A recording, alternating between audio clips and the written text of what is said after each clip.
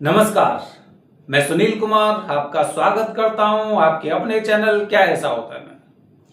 दोस्तों, आज शुक्ल पक्ष की अष्टमी माता बगुलामुखी की जयंती है। प्रकट उत्सव पृथ्वी पर प्रकट हुई थी शत्रुओं का दमन करने के लिए। दोस्तों, ये एक विशेष दिन होता है। वैशाख के शुक्ल पक्ष की अष्टमी माता बगुलामुखी को समर्पित है। वैसे भी वैशाख का महीना सनातन धर्म की दृष्टि से बहुत अच्छा माना जाता है। आप में से बहुत से लोग ऐसे होंगे जीवन में बहुत प्रकार की समस्याओं से ग्रसित होंगे।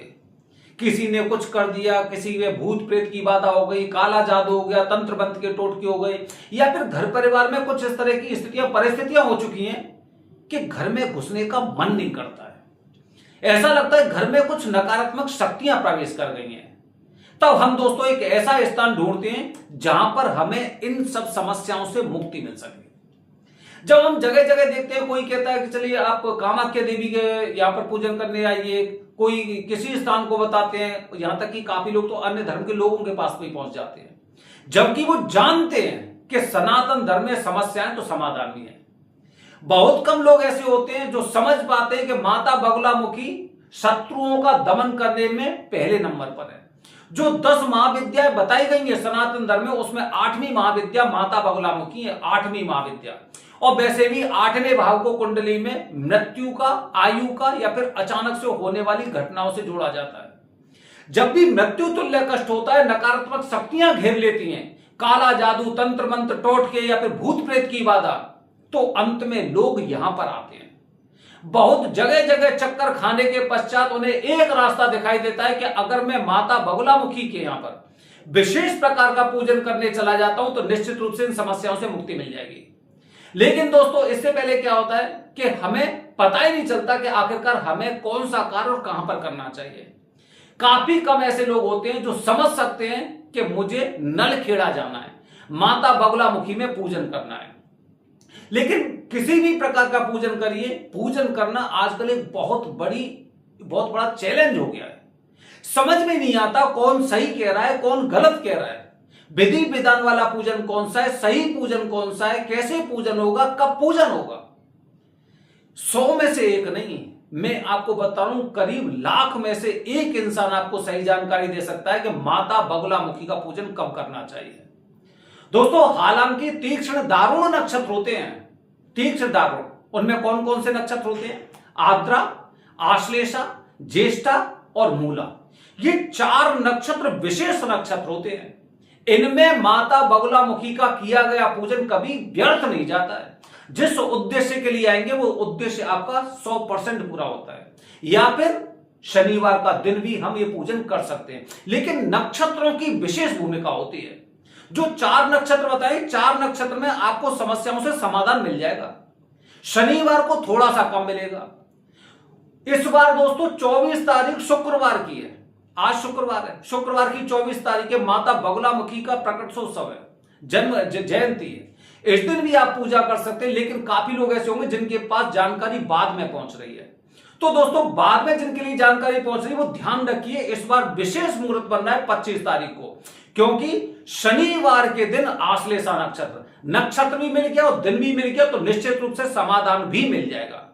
बस आपको, जैसे मैंने आपको बताया ना कि लाख लोगों में से कोई एक इंसान आपको सही जानकारी दे सकता है। स्थान पर हम पहुंच गए, नलखेड़ा माता बगुलामुखी है और दूसरा नक्षत्र और दिन मिल गया, तो बस पूजन का ध्यान रखिए। क्योंकि हर जगह किसी भी क्षेत्र में जाइए, 1000 रुपए का, 1100 रुपए का, 1500 रुपए का, 5000 का, इस तरह के पूजन होते हैं। ध्यान रखिए, अगर पूजा से आपको मतलब कहते हैं पूजा उस उद्देश्य से करने आए हैं कि हमें संतुष्टि चाहिए, नकारात्मक चीजों से मुक्ति चाहिए, तो फिर ध्यान रखिए माता बगुलामुखी का जो मंत्र होता है उसमें 36 अक्षर होते हैं।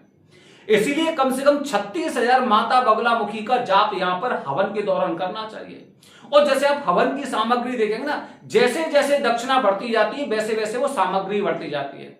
इसलिए आप में से बहुत से लोग चिंतित होते हैं कि वो तो 5000 की पूजा करवा रहा है, यहां पर 11,000 मांग रहे हैं, क्या अंतर है? ये अंतर बहुत सी चीजों का होता है। सबसे पहले इनसे जानकारी लीजिए, पूजन कब करवाते हैं, कहां पूजन करवाते हैं, किसके माध्यम से पूजन करवाते हैं। उसके पश्चात दिए गए नंबर पर संपर्क करिए दोस्तों, क्योंकि ये नंबर बता सकता है आपको पूजन कब करना चाहिए और वरदानी पंडित जी के माध्यम से पूजा की कब पूर्णतः कहते हैं ना संतुष्टिदायक पूजन माना जाएगा, तब आप जानकारी निकाल सकते हैं, क्योंकि इससे पहले आपको कुछ भी पता नहीं चलेगा, क्योंकि मार्केट ऐसा चल रहा है आजकल। देखिए काफी ऐप के माध्यम से ऑनलाइन पूजन हो रहे हैं।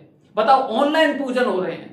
जो इंसान अपने हाथों से कोई कर्म नहीं कर सकता, किसी का अभिषेक नहीं कर सकता, हवन होगा ऑनलाइन, हवन में आप क्या करेंगे? लेकिन ये आप मूर्ख बनते रहिए और वो अपनी जेब भरते रहेंगे, आपकी फिर भी आंखें नहीं खुलेंगी।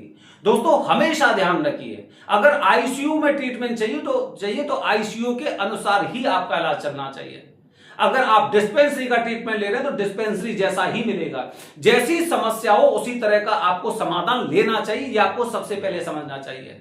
आजकल हम लोगों की कहते हैं ना, हम लोगों के आलसपन से या फिर हम लोगों के ज्ञान के अभाव के कारण जिस तरह से मार्केट में हजारों ऐप स्टार्ट हो गई हैं, ऑनलाइन पूजन करिए 1000 रुपए में 1500 रुपए में, ये आपको मूर्ख बनाया जा रहा है। क्योंकि जब तक पूजा की विधि में अपने हाथों से नहीं करूंगा तब तक पूजा का क्या फल प्राप्त होगा?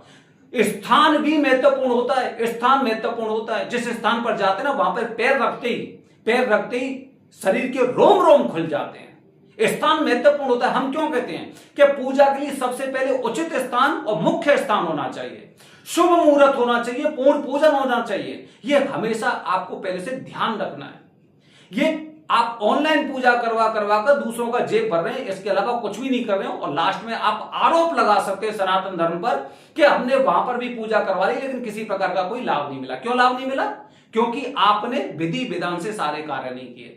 इसलिए ऑनलाइन के चक्करों में मत पड़िए। हाँ ठीक है, ऑनलाइन की भी कंडीशन होती है, आप आने में असमर्थ हैं, आप देश से बाहर रहते हैं, आप शारीरिक मानसिक रूप से कमजोर हैं या फिर बीमार हैं, ठीक है, आपके परिवार में कोई ऐसा इंसान नहीं जो यहां पे आकर आपका पूजन करवा सके।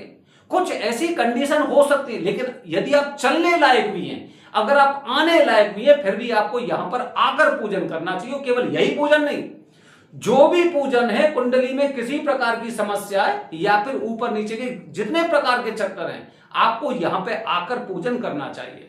दोस्तों 24 तारीख माता बगुलामुखी की जयंती, आप में से काफी लोग इस क्षेत्र में, इस सिद्ध क्षेत्र में आने वाले होंगे। माता बगुलामुखी को 10 महाविद्याओं में से 8वीं महाविद्या बताया जाता है। तो 8वीं महाविद्या के यहां पर आप उनका आशीर्वाद, उनको प्रसन्न करने आ रहे हैं, तो विधि विधान से करना है।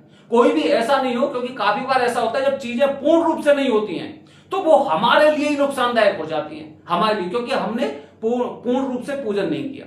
तो ये बात भी आपको समझना चाहिए। और यदि आप 24 तारीख को चूक जाते हैं, शुक्रवार को चूक जाते हैं, तो मैंने आपको बताया ना, 4 नक्षत्र याद रखिए जब भी माता बगुलामुखी का आपको पूजन करना हो। 4 नक्षत्र दोबारा से बता रहा हूं, आश्लेषा नक्षत्र, आद्रा नक्षत्र, ज्येष्ठा नक्षत्र और मूला नक्षत्र, ये 4 मुख्य नक्षत्र हैं। और शनिवार के दिन भी आप ये पूजन कर सकते हैं, लेकिन 25 तारीख को शनिवार का दिन भी और आश्लेषा नक्षत्र है। कितनी भी बड़ी समस्या हो, भीषण से भीषण, जब आपको लगने लगे ना कि आपके चारों तरफ के रास्ते बंद हो चुके हैं, मृत्यु आपका पीछा कर रही है, नकारात्मक शक्तियों ने आप सभी को एकदम घेर रखा है, जकड़ रखा है, आंख बंद करके आ जाइए। दावे से कह रहा हूं आपसे, दावे से कह रहा हूं, आंख बंद करके यहां पर 25 तारीख को शनिवार आश्लेषा नक्षत्र नलखेड़ा में माता बगुलामुखी का पूजन करवाइए विधि विधान से, और आप देखिए चमत्कार, जिसे बोलते हैं चमत्कार। क्योंकि माता बगुलामुखी शत्रुओं का दमन करने में पहले नंबर पर है।